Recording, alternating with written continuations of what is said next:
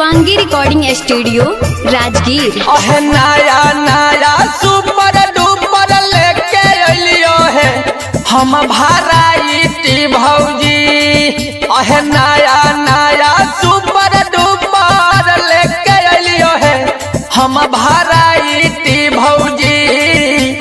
बड़ी दिन पर बेचे हम आइल है अलहला नाइटी भौजी।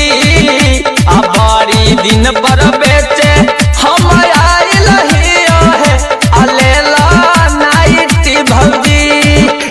सट सट हवा तोरा लगतो है दोनों पटिए भौजी। सुन ला सट सट हवा तोरा लगतो है दोनों पटिए भौजी। बारी दिन पर